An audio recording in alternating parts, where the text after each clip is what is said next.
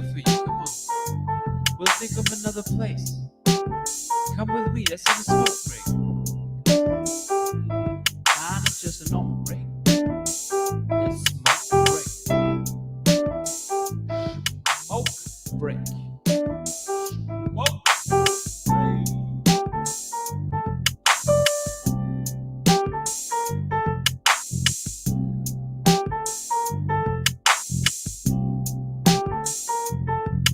Underdog Fantasy is the easiest place to play fantasy sports. It's also the fastest growing fantasy app in the industry. In the pick'em game, you can pick whether your favorite players will have a higher or lower stat total in that week's game for a chance to win big. And as you already know, I'm going Josh Allen higher in yards every single week. So sign up today with promo code Buffalo Fanatics and get your first deposit doubled up to $100. Visit UnderdogFantasy.com or find them in the App Store. And don't forget to register with promo code Buffalo Fanatics to get your first deposit doubled up to $100. 30 seconds and counting. There were plenty of years where there were guys who would dread being drafted by the Buffalo Bills. Not anymore. Astronauts report it feels good. T-minus 25 seconds. Brandon Beane realizes they're in a window of 2 to 3 years max to get this done while the iron's still hot. And getting Von Miller into that situation was big for the Bills. 10, 9. Oh, baby.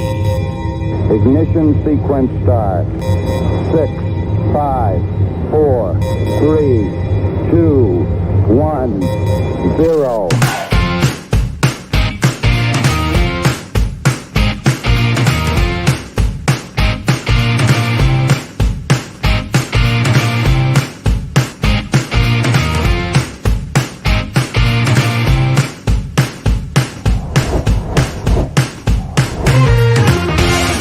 Great interview, guys.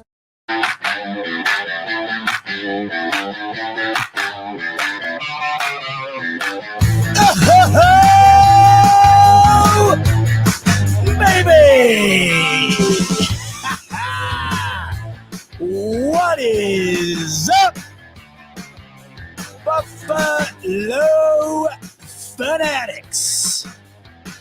Z-Bot here with you, live on the Buffalo Fanatics YouTube channel on a victory Monday night. Haven't said that in a couple of weeks. So good to have you in, fresh off of a Buffalo Bills victory. The first one in what feels like an eternity, but a big one, a must-need one, and one that was more of a statement than we've seen from these Buffalo Bills since week 4 of this season. The Buffalo Bills get it done in dominant fashion, 32-6 over the New Jersey Jets in Orchard Park, New York, and an odd-feeling 425 kickoff game. Another one coming up this week. Of course, we'll dive into that deep. Philadelphia Eagles, another 425er this coming Sunday. Philadelphia Eagles themselves getting set to take on the Kansas City Chiefs in the Super Bowl 57 rematch tonight. Very interested to watch that game tonight because, what do you know it? The Buffalo Bills' next two opponents just happen to be the two teams facing off tonight. Just happen to be the two teams who faced off in the Super Bowl a season ago. Just happen to be the two teams who, if the Bills beat, they're back, baby. But they're not back yet. Plenty of ground to make up, but this was a start that was much needed, and that's why if you look at the bottom of your screen, you will see the title of this show is One Game at a Time, because not only is it one game at a time, but each one of these games needs to be won in order for these Buffalo Bills to continue to climb up the uphill battle they are facing towards getting into the postseason. And then from there, who knows? But this was a start. It was a game that I wasn't overly confident about because, like the rest of the games the past couple of months here, I haven't been overly confident about much of anything when it's come to these Buffalo Bills. But this was the biggest spark that the Bills have had going into a game since their last true dominant victory in week 4 over the Miami Dolphins. And we all know what that was. Ken Dorsey live here on the show a week ago today, early morning. If you joined me for that, you are well aware that story broke while we were live here on the smoke break, and we sat back and we tried to decipher what we thought would come of it. What would be different, if anything, and will the Bills respond in a way that has us feeling as though they are moving in the right direction? Because you got to think the first step was something had to be done. After the Denver Broncos loss, it just felt inevitable that a move had to be made. We had talked about not knowing when that move would be made, especially with the bye week right around the corner. Would the Bills wait? Would they not do anything at all in the midseason here? Would they wait till the offseason? Whatever. But all of that went out the window when that morning, Ken Dorsey no longer the OC of these Buffalo Bills, and now a new chapter starts. Joe Brady takes over. The Jets are around the corner. We all know the Jets, when it comes to an overall team, not very good, and the offense especially is about as bad as it can possibly get in pro sports. It is truly horrific.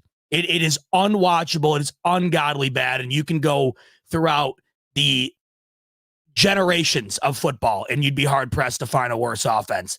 But with that, it's the same offense the Buffalo Bills faced in week 1 in their first game on the road in prime time with a lead, right, to start the game off. And all they had to do was hold on to it and get out of there alive, and they could not do that. So as much as you felt as though the Bills may have the upper hand going into yesterday, you have been beaten down so much this season that it's hard to be overly confident. At least that's how I looked at it. I look at this Jets team and I think to myself, man, not only is this offense just abysmal, right, but they're also situationally a team that I don't trust. They're a team that doesn't seem to have it within them in order to get it done when it matters most. And that's mainly because they don't have a quarterback that can do that. No matter what their defense puts out on display, the offense cannot take advantage of it. And you're going to win very, very few football games that way. But the other way that they find ways to win is allowing teams to eventually beat themselves, and then they are able to capitalize on that throughout the duration of a 60-minute football game. I mean, the best example might be against these Philadelphia Eagles that I was referring to earlier, where the Jets win 14-12, and it just felt like you were waiting the entire game for the Eagles to just finally put it away. It never felt like the Jets were a better team, but all of a sudden, Hurts throws a late game pick, you blink, that game's over, the Jets win. It's similar to the Chiefs game. Although the Chiefs beat the Jets in that Monday night game or whatever it was, Sunday night game a few weeks ago, maybe a month or so ago now, it never felt like the Jets were really the better team, but at the same time, the Jets could have gotten out of there with a victory. Same can be said, of course, about the game against the Bills in week 1, where you were just waiting all night long for these Buffalo Bills to just get out of there. All right, now it's time. Even when you got to overtime, it took all the way to overtime to get that game decided. And even then, the Bills win the toss and start with it and could not do it. That's how these Jets have compiled games. They've been horrendously ugly, but, they go into that game yesterday with 1 win shy of what the Bills had going into that game. So when you look at the Bills' body of work and you understand that they have lost to Mac Jones, they have lost to Zach Wilson, they lose the game the way they do last week against the Denver Broncos, it's tough to go in and be overly confident against any opponent in any setting at any time. But yesterday was the ability to officially hit the reset button with a new OC and a new attitude approaching the rest of this season, because a new season has begun. This is a different season now. It is now damn near playoff football every single week in order to make the actual playoffs. And the days are gone of being able to afford a loss against a team like the Jets yesterday, or a Chargers team coming up, or another matchup with New England. You've exhausted all of those. You've lost to Denver. You've lost to New England. You've lost to the Jets. The margin for error is damn near non-existent, especially when you factor in the level of opponent that is coming around the corner for these Buffalo Bills. You cannot lose the games that you should easily win. But the Bills have somehow throughout this season found a way to do that, whereas other good teams, or many, you would argue, including myself, mediocre type teams like the Miami Dolphins, they don't lose those games. They don't lose games they should. They certainly lose all the games where it's either a coin flip or they're not favored in them. But there's something to be said about a team who consistently wins the games they should. More often than not, that's going to, at the very least, get you into the playoffs. And then who knows from there? All you want is a chance. All you need to do is get into the dance in order to have the ability to make shit happen. But you got to get there first. And the Buffalo Bills yesterday really didn't skip a beat. From the first initial play, not even the first snap, but the kickoff, the Bills were the more physical team, the superior team, the better coach team. And it just felt like they had an energy level to them yesterday that we have not seen in months, truly in months. And I want to start here with, of course, the most pressing topic surrounding this game. And that's, of course, the offense, Josh Allen, and now Joe Brady's relationship to both of these things. And, of course, what that means or what it meant to Ken Dorsey, what it means to not have him around now. That was the big story surrounding the Buffalo Bills going into this game. Ken Dorsey's gone. Joe Brady's in. What's going to be different? And then, of course, with Josh Allen, the narratives they've never been louder surrounding JA-17 and where he currently stands as a top quarterback in this league. Now, you've heard me on my stance with that. I've never deviated from arguing that Josh Allen is a top quarterback in this league. Of course he is. But I have sure been on my soapbox talking about his fair share of blame in regard to where these Buffalo Bills have been the last couple of months, and it's been absolutely deserved. And you watch a game like yesterday, and it's when it finally hits you again. It probably hit you a couple months ago when you saw it 3 consecutive games, but it hits you again yesterday. That when Josh Allen is able to play a calm, collected, patient-type football where he doesn't turn the ball over, where he goes to his second, third read. He doesn't force the ball deep. He takes the check down. He takes the underneath route. And he also has a run game behind him that they're continuously trying to get going, not bailing on, handing the ball off 10 times a game. More often than not, the guy does not lose. So let's talk about what went into that game yesterday to perhaps allow that to occur. And will we see it again and again throughout the rest of the year? Because we better. If we don't, my confidence level is non-existent. The Bills play like they did yesterday. And I'm not talking about holding your opponent to 6 points and holding your quarterback that you're going against to a 3.7 QBR. That's not happening again. Okay, Zach Wilson benched. He is now the third-string quarterback for the Jets going into the Black Friday game against the Miami Dolphins. He is truly one of the worst to ever do it. You're not going to be able to have the defensive outing the Buffalo Bills did yesterday where it felt like they were sacking Zach Wilson and or Tim Boyle every other snap. They were turning the ball over at will. They were getting them off the field instantaneously. You all know that that's not going to happen this coming week against Philadelphia or against the Chiefs and Mahomes. It's not going to happen against Dallas Cowboys or even the LA Chargers. I don't think the offense for the Chargers is their problem. Their defense and their coaching is absolutely horrid. It's not going to happen against even a competent NFL team. The New York Jets offense is far from competent. It could not be more of the opposite. But what was impressive yesterday, and we've come to expect as of late, the defense showing up in every game and, of course, being within the game, allowing the offense to then take advantage of it and win games, but the offense has not. I mean, I've told you several times on here, the only game that sticks out to me where the defense played more than their fair share of contributions towards losing the game, unarguably the New England Patriots game. Every other game, I feel like I can find a legitimate argument to make where I felt as though the offense was more of the detriment to the game than that of the defense, especially when you factor in the insane injury list that this defense is dealing with and continues to deal with every single game. I mean, my God, it just feels like every week, every other series, a guy goes down, and it's not just the stinger.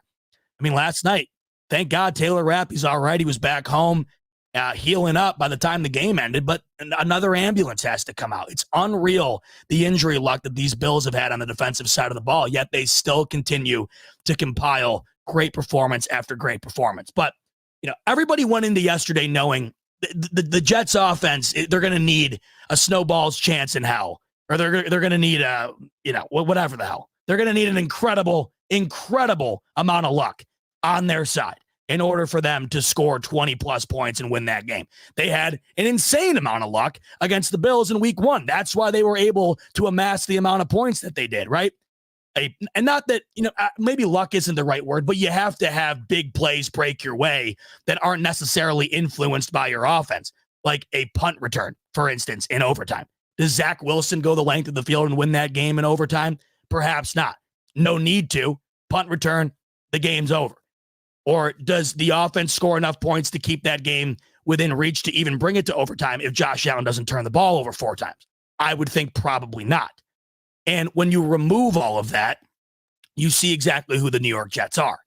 So we all knew going into that game yesterday, the defense wasn't going to be the focal point. We had, if you've been watching the Jets, you probably had a considerable amount of confidence that the Buffalo Bills defense was going to be able to contain the New York Jets offense to some capacity. I mean, the Jets really there's no other way to put it. It doesn't matter who's playing defense. They have an exceptionally tough time. In fact, yesterday was their first touchdown they've scored in 3 weeks. I don't think they've scored multiple touchdowns in several weeks. I'm not even entirely sure how far back it goes. It goes back quite far. And despite even scoring their first touchdown yesterday, which took a fake punt and a personal foul to get down there, they never scored again. Not a single point, not even a field goal. I mean, usually the Jets can even amass some field goals. But this defense has been balling out, and they did so again yesterday. They won't get a ton of the credit, I'm sure, just because the offense finally re-arrived, and we all know how bad that Jets offense is.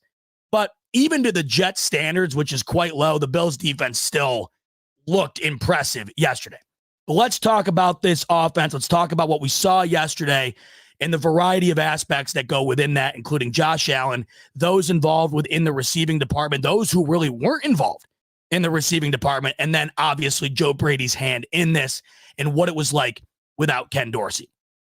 We sit here today, we're about 24-ish hours removed from that victory, and the low-hanging fruit, the easy answer is Ken Dorsey was the problem. It was all Ken Dorsey's fault. The scheming was, it was not on par. You could see a clear difference yesterday. The coaching was infinitely better. Did the scheme to you yesterday look night and day different? Whether it did or it didn't to you, it wasn't. It could not be. The Bills are on a short week. They played Monday night last week. They fire their OC on Tuesday morning. You're not going to have a new scheme, a new playbook within 5 days, nor are they going to have one this coming week or the week after that, I'm sure. It's just not practical. The Buffalo Bills yesterday did the things that I think would have been beneficial to them regardless of who was the offensive coordinator. But here's where I find an argument for both sides of the keep Ken Dorsey train that was existing. Plenty of people who did not feel like Ken Dorsey should be fired. I feel like there's arguments yesterday for that. I feel like there's certainly arguments yesterday as to why you saw the reason Ken Dorsey was fired. Let's talk about the reasons why I don't think yesterday was a very good sample size as to why it was all Ken Dorsey's fault. For starters, it's one game. And it's immediately after the following game where it's such a short time span. How much could have been altered in that time span? In my opinion, not a whole lot. The other major aspect that you got yesterday that you don't get in any other game, and I alluded to it earlier, when you're playing an offense that is as bad as the New York Jets is, you get an ample amount more of opportunity on offense to establish a groove, a vibe, and ultimately get into a position to score the amount of points you do yesterday, which just so happened to be the most the Jets have allowed this entire season. When you are either turning the ball over every single drive or you're punting the ball every single drive, eventually the offense is going to be able to take advantage of that. I know the Bills have certainly had their struggles doing that, and yesterday, don't get me wrong, was infinitely better than recently. But if we look back to the Broncos game last week, the Bills had to go the length of the field almost the entire game. The Denver Broncos were continuously getting the ball at midfield. It's much different when, like yesterday, for instance, you immediately start the game with the ball in the red zone off of a fumble, or you immediately get the ball back on an interception over midfield. When the Bills are continuously shutting down the offense, the offense of the opponent, their offense can, of course, get things established in a much easier fashion than they've had the ability to do as of late. That, to me, certainly was a benefit for the Bills yesterday that you were not able to see in the majority of these other games. I mean, you're looking at the time of possession yesterday, and the Bills damn near doubled up the New York Jets. As of, the last couple of weeks, the Bills haven't been really close in the area of time of possession. That is a major, major factor. And if we go back to what the Bills did in weeks 2, 3, and 4, they were dominating time of possession. And they were winning every single one of those games. And not only were they winning them, they were blowing the doors off of their opponent.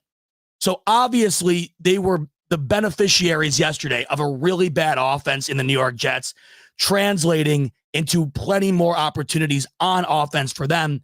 But the key is that they took advantage of it. What I'm pointing out is that was just one factor, but ultimately, you do have to take advantage of it. But what happened out on the field? It was taken advantage of by no one more than the guy, of course, who leads this whole thing. It goes through one man, 17 at quarterback.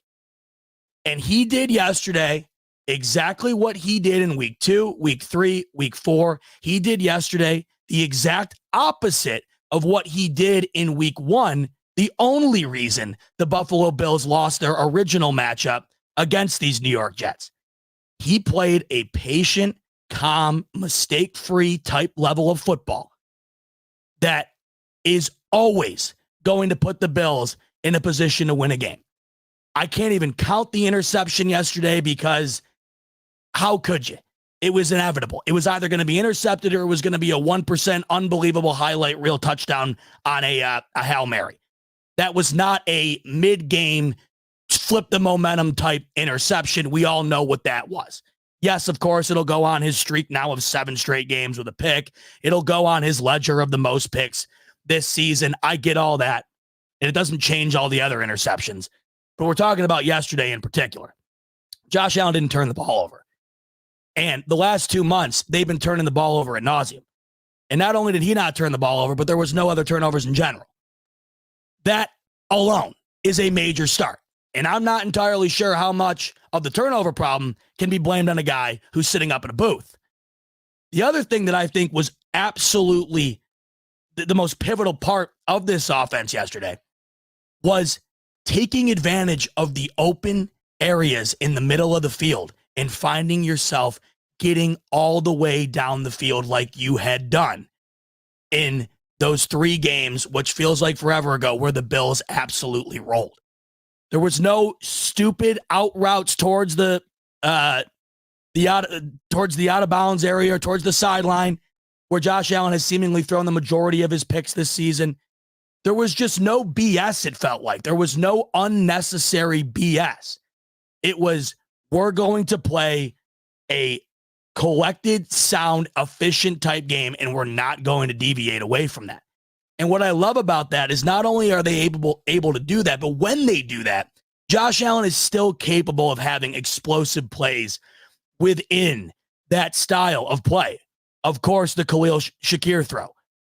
To many, that might look like a crossing pattern where Allen puts it on the numbers, Shakir does the rest. Do you know how insane of a throw that was?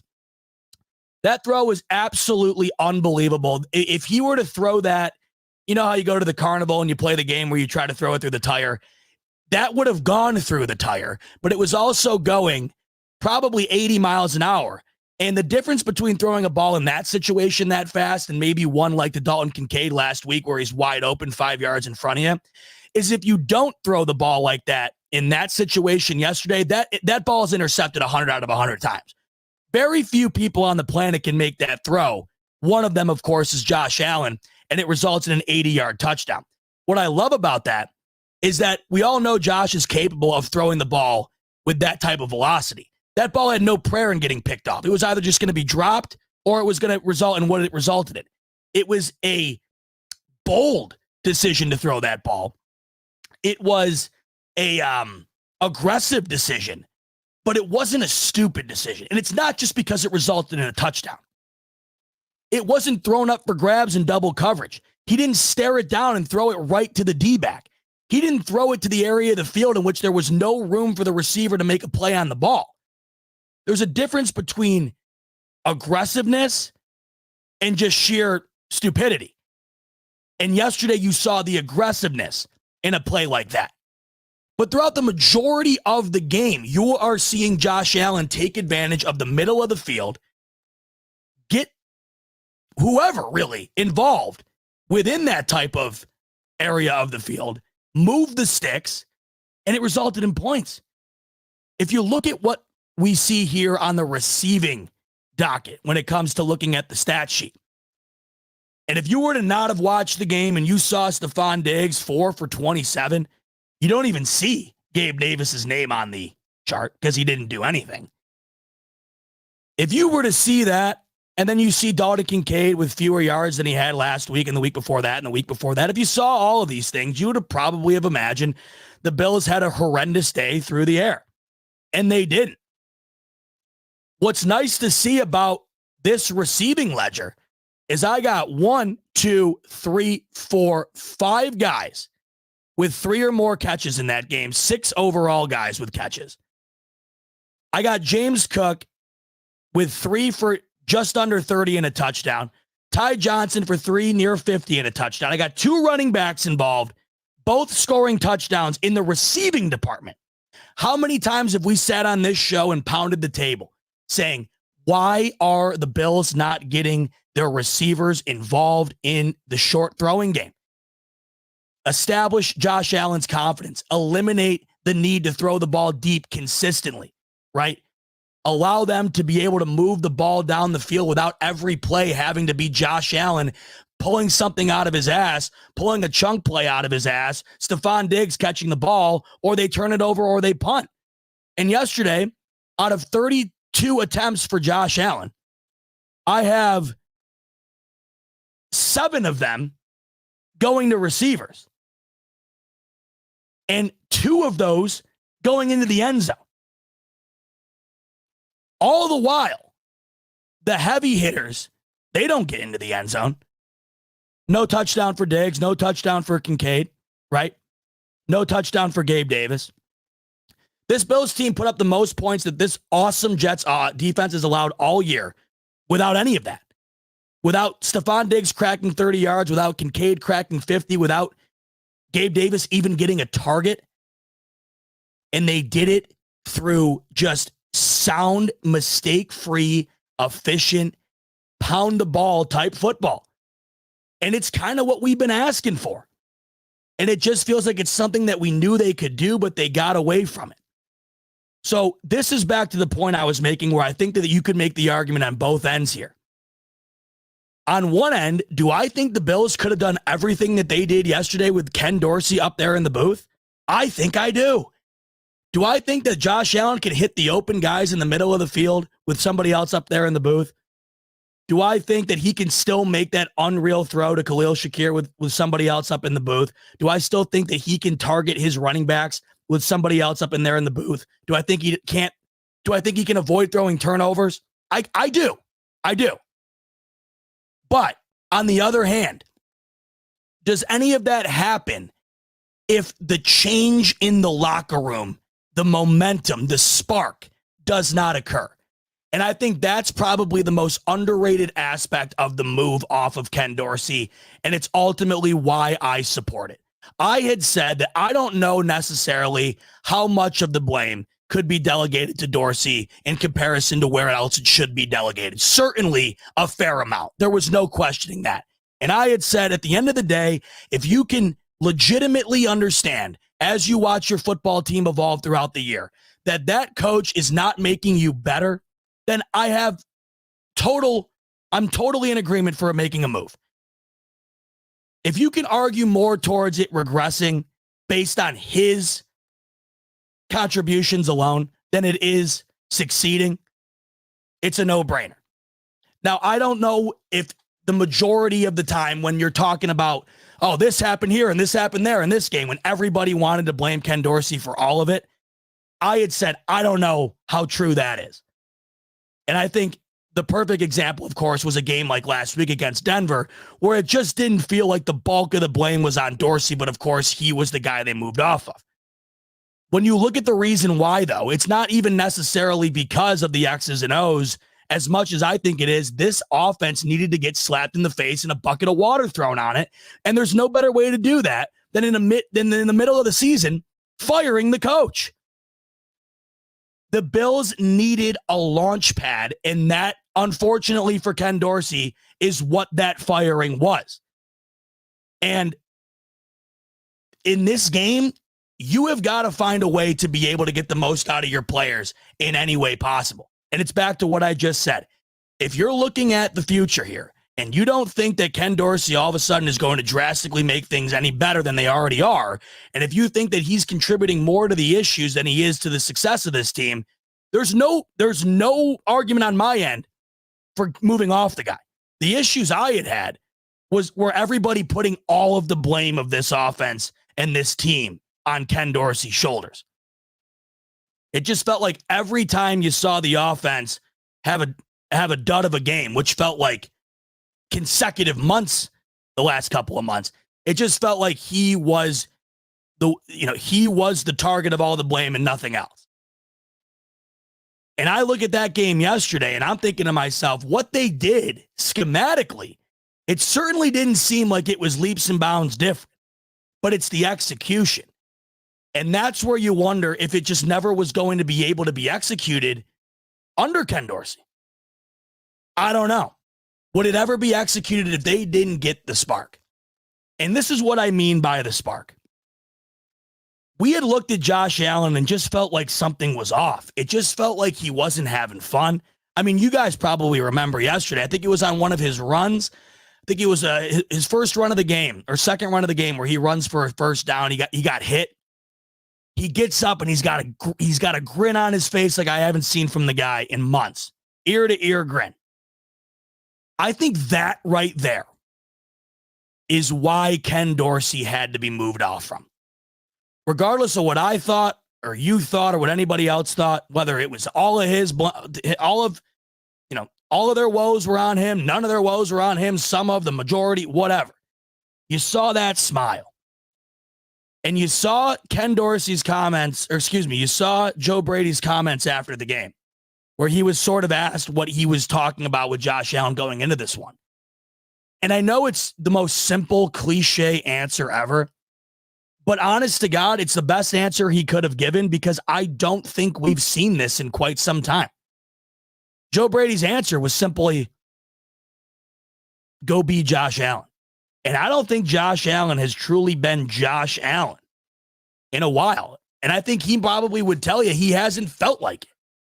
And what did you hear yesterday on the picked up soundbite on the 81-yard touchdown to Khalil Shakir? I think I'm effing back. This is what they needed. And I think a lot of that comes at the expense of Ken Dorsey. And I think ultimately, as we sit here today, is why you probably feel like it was the correct and necessary move. Because I don't know if we see a grinning Josh Allen yesterday or if we get the I'm effing back Josh Allen yesterday. We get the Josh Allen coming over to the sidelines freaking out. That in itself, to me, is worth all of it. The heat you take from having to move on from the OC, the pressure that it puts on you from having to be one of those teams who does make a firing in the middle of the season. You don't see many other great teams do that. There's a lot that goes into it. And I'm sure it's not done rashly. And, whether Sean McDermott loves or hates Ken Dorsey, who the hell knows, it's still not easy for a man to look another man in the face and tell him, you don't have a job today. You're gone. That's not easy to do. I don't care how you feel about the person sitting across from you. It's not until you're in that setting where you have to do something like that you realize how truly tough that is to do. There's a lot that goes into these things. And I think yesterday, regardless of the score, the little things you saw, the energy, the smiling, the overall confidence that seemed visible where it hadn't been visible in a long time, that's why Ken Dorsey was let go. That's why it was the correct decision. The question now, can you bottle that? We've seen teams before, most recently with the firing of Josh McDaniels for the Las Vegas Raiders. We've seen teams come off of a firing within their organization, and they have that spark. Can they maintain this spark, and can they grow it? Can they turn that spark into an absolute forest fire? Time will tell. But they had to do it yesterday, and they did. And I know it's easy to say, well, it's against the Jets and this and that. I get that. Believe me. You know how hard it is for me to get overly excited about a game like yesterday? It's tough, especially when it's as boring as it is for half the game, having to watch the Jets offense. I mean, God bless Jets fans, and it's no slight to you guys. We had to go through this for years with just terrible team after terrible team.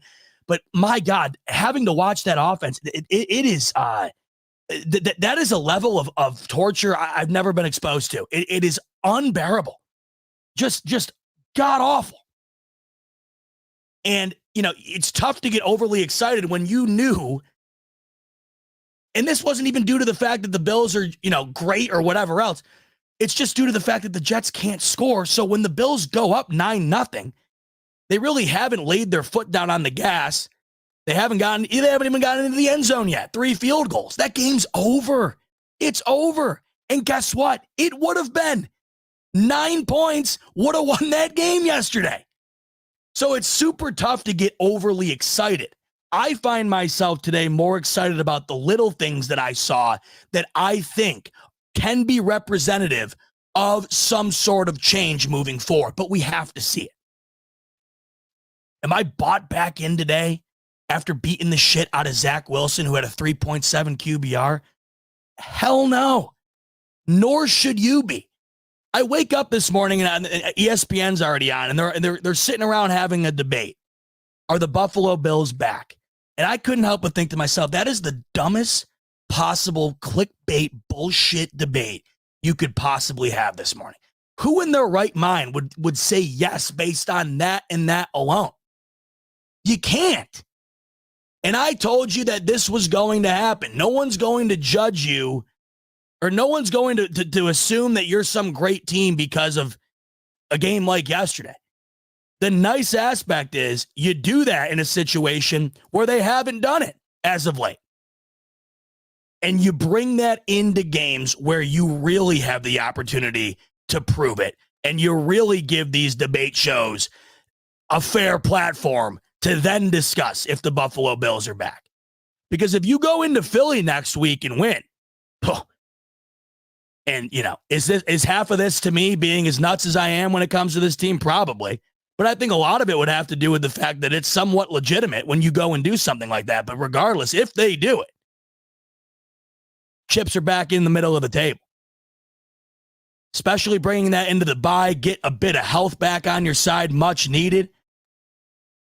You beat the Philadelphia Eagles on the road, about as big of a playoff type setting as you can simulate in the middle of the season, and bring that into the bye, and you sit at 7-5 with the surrounding aspects currently in the AFC, which we will get into later on in the show, because that is as crucial today as just about anything going on within the Bills organization, because we all know when you're sitting in the spot the Bills currently are, you need help from other teams in order for you to get where you're trying to go. The Bills are getting a hell of a lot of help as of late. Very unfortunate for several other teams. A lot of shit breaking the Bills' way the last week and a half here or so. So they still have the opportunity to have us buy back in. I'm not bought back in after yesterday. But if you were to ask me, because there was nothing the Bills could have done yesterday to have me buy back in. No, nothing. I don't care if it was 60-0. I've seen 2 months of mediocre to bad football. I'm not putting my chips back in the middle of the table on one outing against Zach Wilson and the New York Jets, who very easily played. I mean, worst game maybe of Sauce Gardner's career, and it just felt like that defense did it not feel like they had just had enough, and I don't blame them. I don't know how that defensive personnel for the Jets shows up to the facility every single day the way they do. I have a lot of respect and admiration for those guys. To go out and play as well as they have this year with that on the other side has got to be demoralizing. But you got to wonder if it just gets to the point where they just got to mentally mail it in. And it felt like at times yesterday, especially with at moments like with Sauce Gardner suplexing Stephon Diggs after the whistle, missing multiple tackles on that Khalil Shakir play, the touchdown to Ty Johnson where there wasn't a defender within sight. It just felt like they have got to get to the point now where they have absolutely had it. So a 60-0 game yesterday doesn't have me buying back in, nor should it have you. It would be foolish. But if you were to ask me, is there anything that could have had you buy back in? The answer was no. But if you were to ask me, what do you want to see in order to get you closer to that point? The answer would have been the majority of everything we saw yesterday. Better special teams, better running the ball, exceptional defense, forcing turnovers, putting points up on the board, eclipsing 30 points finally for the first time in what feels like a millennium. Josh Allen having a very efficient, just overall non-heart attack inducing game. A game where he looked patient, he looked comfortable in the pocket, and the results represented that. A game where Diggs does not have a great game. In fact, it wasn't even the 4 catches that were on Josh Allen as far as trying to get him the ball. He had multiple drops. It was just a bad game for Stephon Diggs. I know Joe Brady says today that he thought Gabe Davis was the player of the game due to his unselfish play in areas that would go unseen. I'll take his word for it. I don't know how that's possible when you're considered a wide receiver 2 and you don't even have a single target. But there's a game 2 weeks ago where the Buffalo Bills don't get Gabe Davis a single catch and they lose and play like shit. And there's a game like today where they don't even get him a single target, or yesterday or 2 days ago, whatever, yesterday. And they don't get him a single target and they beat the living shit out of the other team. So I guess I'll take his word for it. Maybe that was part of the master plan. I have no idea. And at this point, and you're going to probably hear me say this a lot as we go forward, I don't give a shit. I don't care. I don't care how they do it. Do it. What I liked about yesterday is I saw a lot of things that have me feeling good about if they do those things, they should have success. But if they somehow deviate from whatever the hell that was yesterday and still win, I don't care. They just need to win at this point. We do not have the luxury anymore of being able to sit back and pick apart the inefficiencies of this team during a win. We're not there. This team just needs to win. And at this point, I don't think anybody really cares how it's done. It's just nice yesterday in a game where that was all but wrapped up early. They gave you plenty of examples, it felt like, to show you that they are moving in the right direction. And if they do X, Y, and Z here, they're going to be able to compete. And I think it all goes through Josh Allen. And yesterday, I don't know what more you'd really want in a game like that, where he's only sacked once. Big credit to the offensive line who's going against that front 4. 1 sack, that's it. Of course, the only turnover being the Hail Mary before half, whatever, does not matter to me in the slightest. 207, damn near 300 yards against that defense, that secondary, that pass rush, getting 6 different receivers involved, throwing a touchdown to 3 different receivers. And then on top of that, sticking with the run game. And this is where we also got to bring back in Joe Brady, talking about the differences. And I think the biggest difference here, and people are going to want to go through that game, and they're going to want to find little things here and there to be like, right there, that's Joe Brady. That's the difference. That's well and good. And there's probably some truth to that. But overwhelmingly, you want to know what the biggest difference was yesterday? And if this is credit to Joe Brady, then hell yeah. The biggest difference was just playing smart, logical ball. And I know that's just that just feels like the easiest thing to say. Has it felt lately like the Bills have been playing smart, logical football? No. It's felt like every time they've had something going, they've gone away from it, right? It seems like when they've gotten a run game going, they don't continue to run. It seems like when they have a good thing going under center, they go back to the shotgun. It feels like they continue to try and draw things up for Josh Allen to make plays that weren't there, and it resulted in maybe more turnovers than he would have today. it felt like Josh Allen was then on top of that trying to compensate for all of those things going wrong, contributing more to the turnover problem. It just felt like nothing was fundamental, nothing was easy. And yesterday against a great defense, it just felt a measure or two higher in regard to the ease on the eyes. It just felt like it was a degree or two easier for these Buffalo Bills yesterday than anything we've seen the last couple of months. And I think that that's got to be given credit to Joe Brady, because I think that there's probably something to be said about a guy who just does what seems to be the right thing to do. And that's, we're running the ball well. Let's keep running it. They ran the ball 40 times yesterday. 38 times on the ground yesterday. And it feels like in this particular circumstance, maybe this exact same game, Ken Dorsey might have ran the ball 25 times. I think there's something to be said about just doing the easy thing. Sometimes the right thing to do is the easiest thing to do. And I think that was the best way to describe yesterday. You're running the ball well. Shit, let's run the ball 40 times. Josh, you see how well you're moving the ball down the field without having to force anything? 32 points. Best he's looked in weeks. 3 touchdowns. No legitimate interceptions, no legitimate turnovers, 1 sack. It seemed easy. The dink to Ty Johnson. Shit. 30 yards, touchdown. The dink over to Dalton Kincaid here, to Dalton Kincaid there, right? Dump off to James Cook. Move the ball down the field. And I know in the beginning, you settle for field goals in the beginning, and it's not necessarily great, but it's still moving the ball down the field and scoring points, and it just feels like the Bills haven't done that to any consistent capacity as of late. I mean, hell, even yesterday when you do settle for your first 3 drives being field goals, the Bills hadn't cracked 8 points in the first half in 5 of their last 6 games. I'm not going to complain about 3 consecutive field goals. And then they never quit. They kept with it. They kept doing the same thing. All right, they couldn't get in the end zone. Finally, they couldn't be kept out of the end zone.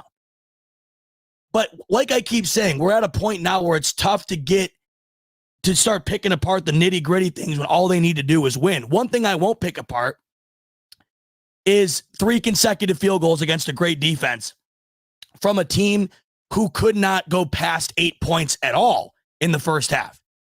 That right there is 9 points, and that wasn't even all of their offensive drives. As we know, they end up putting up 16 to go into the half. So a sizable improvement. And I think a lot of that just came from doing the easy thing. I mean, how many times have we said, just take what's given to you? Let the game come to you, J.A. You don't have to make the Superman play every single snap. You don't have to try to get the whole game back in one series. Now, I think that there's something to be said about this team's ability to do this when they're in more of a comfortable spot than usual.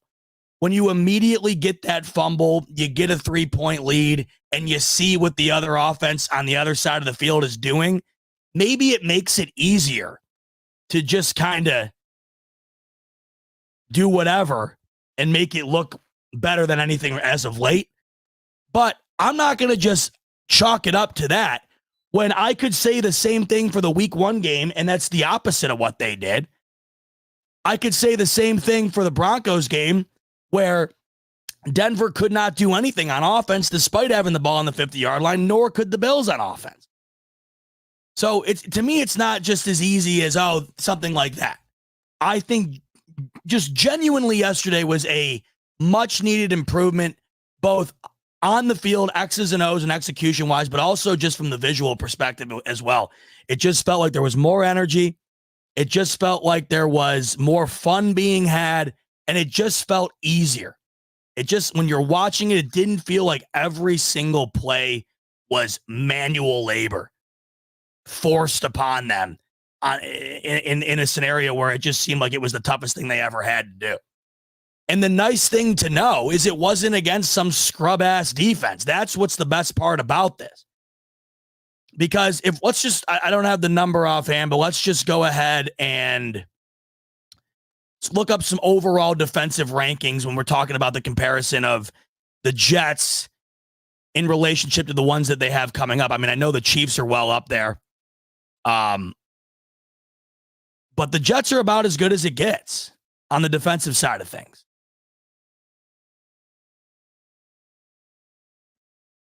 And that, to me, being able to do it in that, and I think it would have felt a little fraudulent if the Bills go out and do that yesterday against even like a defense like Miami's, for instance, where it just feels like, I mean, I know they've been better with Jalen Ramsey's addition, but we've seen that defense. I'm trying to think, of a really, I don't know, a really terrible defense. Like, I don't know, the Vikings have a pretty bad defense, I think. Whatever, insert the blank. It would have felt a bit different yesterday if they went out and did that and it was against a defense that's just terrible. But that's the complete opposite. I mean, we also have to remember as well that the New York Jets have been the biggest pain in the ass for these Buffalo Bills. That's the other thing, too, that's so refreshing about yesterday and it happening when it happened, because not only did the Bills absolutely have to have yesterday happen for them, but it was going up against a team, despite their record, despite their inadequacies, that just seemed to have the Bills' number, and more importantly, Josh Allen's number. I mean, they have seemingly had him figured out the last several times they've played him. And because of that, it's resulted in poor performances all around for this entire team. So, yeah, I got the numbers up here.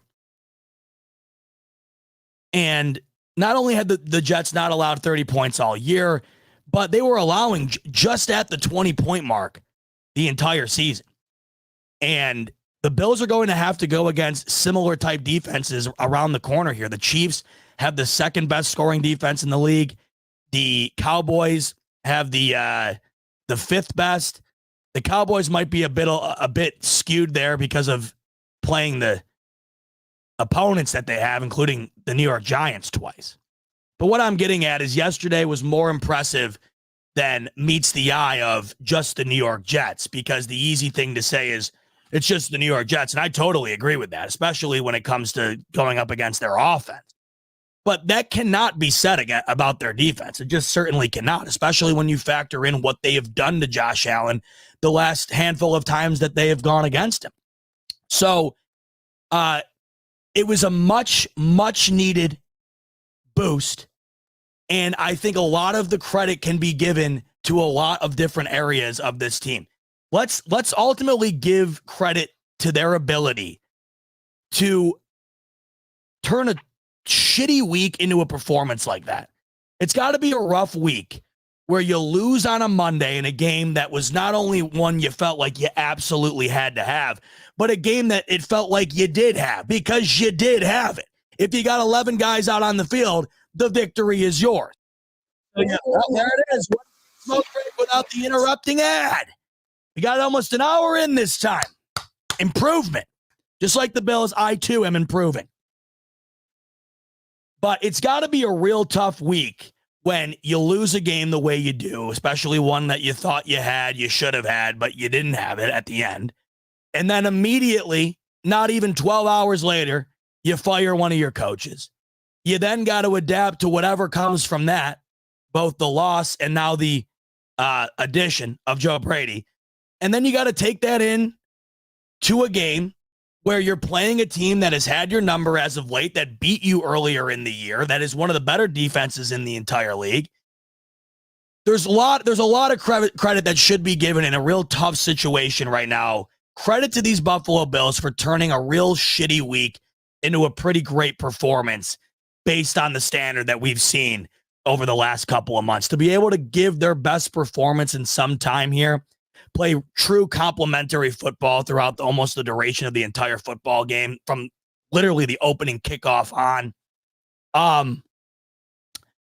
There's something to be said about that. And it does give, whether it happens or not, imagine where you're sitting today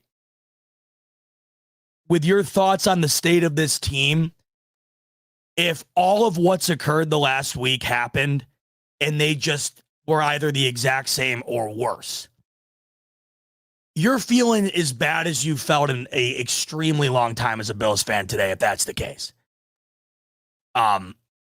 So there's something to be said about them doing what they did when they did it. It does give you however much hope can be had towards the overall aspirations we have had for this team, and that's, of course, winning a Super Bowl. However much hope is there, it's not much, but there's no arguing the hope today for a variety of reasons, and it goes beyond even this season, just the future of the franchise. It's great to see the ability to come together and do what they did. Because, guys, I understand, right? It's the Jets. It's this. They haven't done that in 2 months. They really haven't. So to be able to do it when they did, I've been as critical as anybody about them. But there's something to be said about that. There's something to be said about that. Great point. Let's get to some comments here, by the way, as we continue to move on. By the way, huge game on tonight in a little bit. We will be closing up shop to be able to watch that because I want everybody here to watch that game. I want everybody to be able to kind of see what we got coming up. And I want to know what your guys' thoughts are when we join in next week about, the state of everything with these two teams, because these are the next two opponents that, if the Bills win, let's not even get there. I'm not doing that. I'm not doing that. Just saying the foundation can be laid one way or the other, depending on what happens, whatever, one game at a time. Seth's coming in. Z-Bot, one thing you didn't mention is that they had the most pre-snap motion since 2019. Pretty good for a short week. It's a great point. Glad you brought it up because it's one I wanted to talk about, and it's one thing I wanted to add to the differences between Dorsey and Brady when it came to just doing the easy things.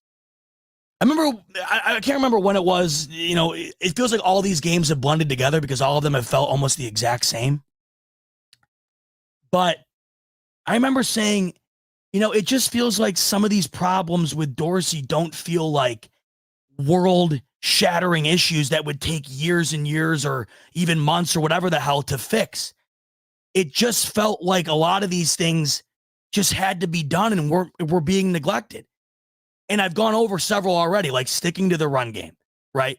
Or just taking the easy throws and allowing Josh Allen to have those easy throws by getting open James Cook or whoever the hell in the running back room, getting guys open over the middle, and they've done that. And if you notice, Kincaid had a massive first quarter, and I think that should happen every week. It just seems like Kincaid is the safety blanket right now, and a great one at that. He is like an automatic 5 to 10 yard gain.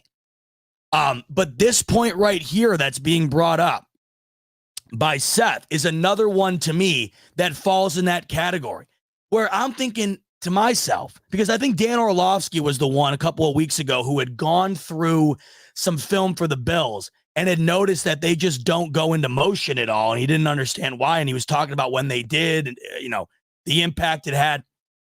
And I remember thinking about that in conjunction with the things I had just said. And it just felt like, well, why aren't they doing it then? And now you get this with Joe Brady. Within 1 week, they had the most pre-snap motion that this team has had in 4 years. So it's another great example back to the point I was just making about Joe Brady coming in and just saying, let's make this job easier. Because I feel like everyone's been trying to make it difficult. Why are we making things difficult? We have a superstar quarterback who's supposed to be making our lives easier. Let's make his life easier. And it just felt like that was meeting itself right at the cross section yesterday between let's make it easier for you, you make it easier for us, right? I'm going to get guys open, wide open for touchdowns. And a beautiful example of that motion, that schemed up motion and getting guys wide open. I mean, this is probably the best example for all of this because it's got everything I like, right? It's got creativity. It's got that motion that's currently going into yesterday was not part of the Bills' repertoire. It's got them getting their running backs involved, and it's got them scoring points. It's the James Cook touchdown. I know it doesn't look like much. It's an easy 3-4 yard route in front of the end zone, they get in, but there's a reason it looks so easy. Motion, I think to the left side, takes away the guy that would be on James Cook. And then there's a hole that opens up, and James Cook goes through the hole as opposed to going out on the outside. Whatever. I'm not much of an X and O's guy, but it doesn't take the ability to be that way in order to see that play and just know that isn't as easy as it seemed. And that is almost always because of coaching.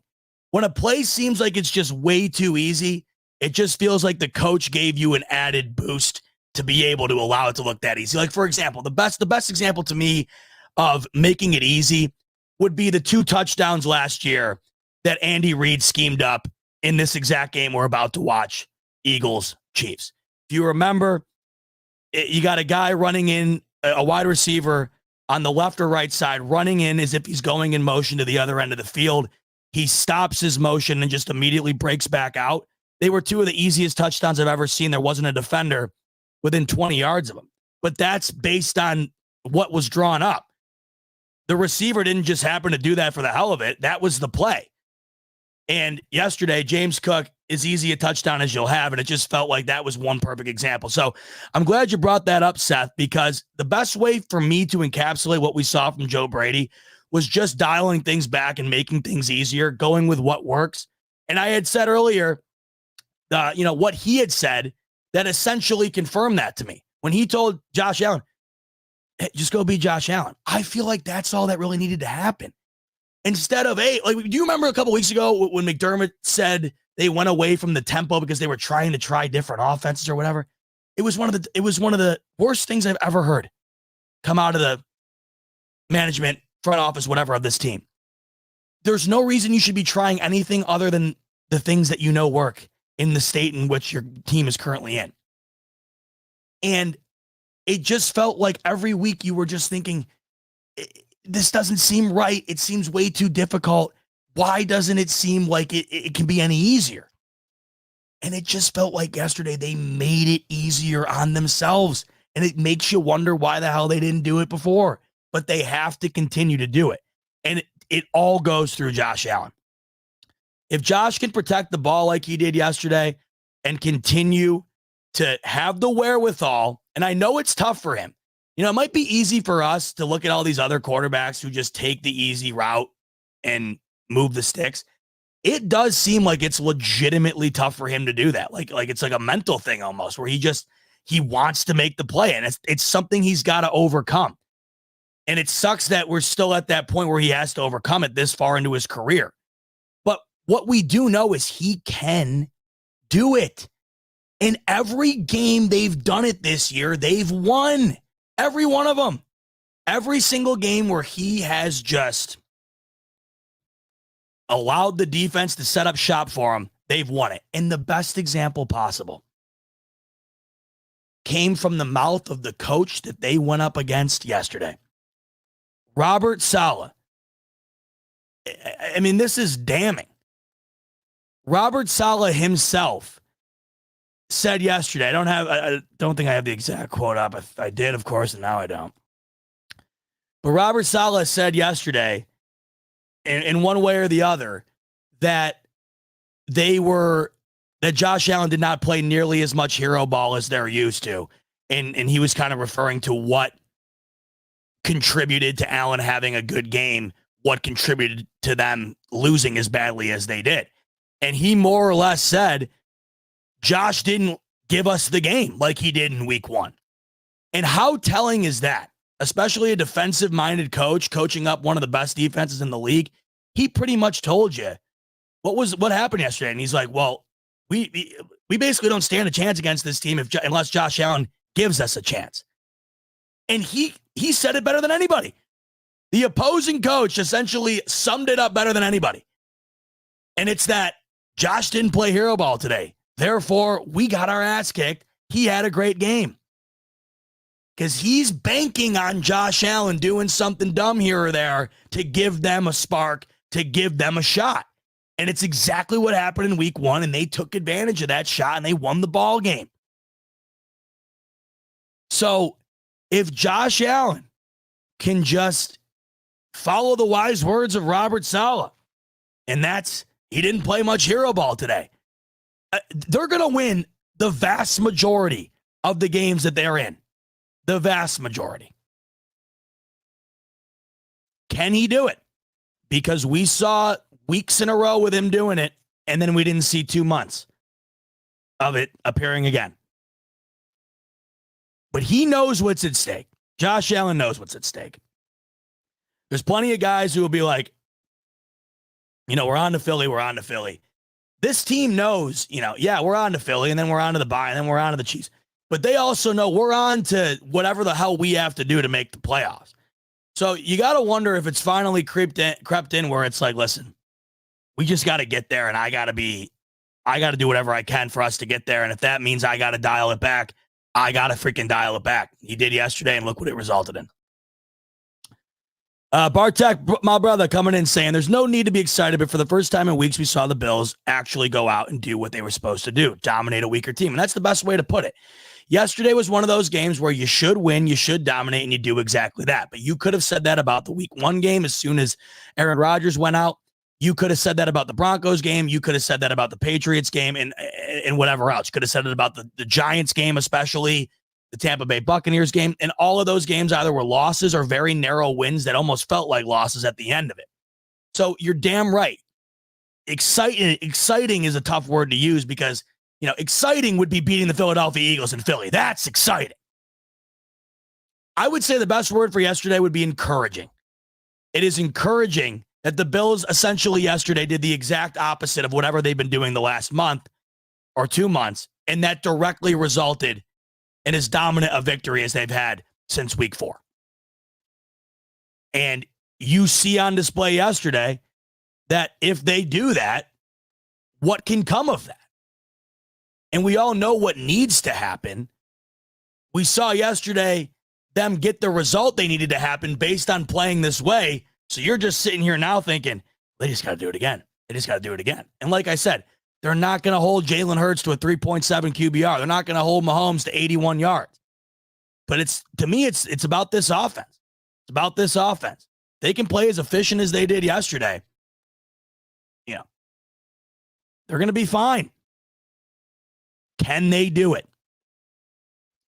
Because the consistency has been the biggest problem with this team. They have absolutely got to start playing consistent football. I think I saw a stat earlier. It might have been the DVOA. The Bills have the biggest variance in DVOA from week to week in the NFL, which is essentially the best way to tell you based on the numbers that they are the most inconsistent offense in the league. So I'll give you this. They really weren't all that inconsistent going into yesterday. They were just consistently pretty bad. They just broke that trend. Why don't we start a new one where they're just consistently efficient, patient, turnover free, and consistently winning ball games? Sign me up for that.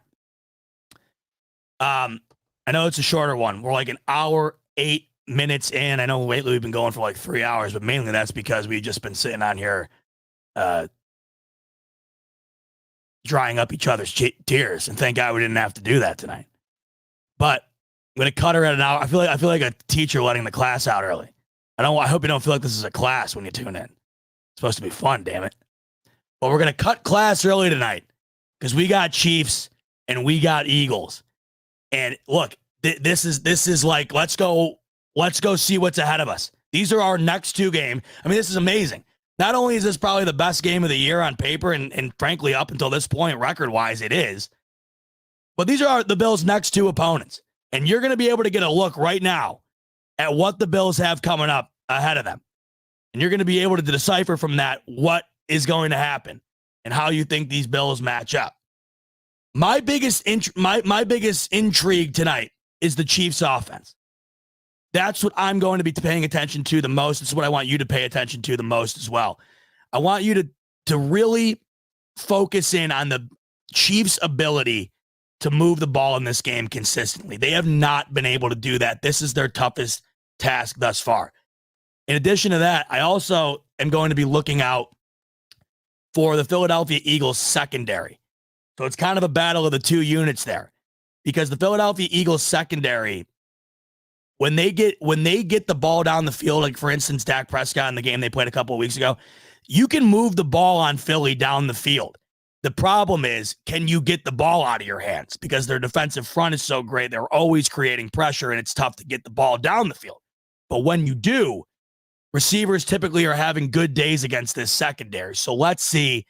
Either way, should be a great game. And like I keep mentioning, these are the Bills' next two opponents, so let's go check them out. Let's go watch some Monday Night Football. And I want to thank all you guys for tuning in to some Monday Night Smoke Break. Was so great to be able to share a much-needed victory Monday with you. It's been so long, it's felt like, but it's here, and let's hope we can string together a few more and a few more after that, and then maybe we're back to buying in. We haven't bought back in yet as of today. But hopefully when I'm with you next week, same time, same place, we're buying. Bye. Goodbye for now. I'll see you the same time next week. Buffalo Fanatics YouTube channel, 7:15 p.m. Eastern on a Monday night, and we'll talk Bills, Eagles. Until then, enjoy Monday Night Football tonight. Enjoy the rest of your week, the rest of the week. And as always, go Bills.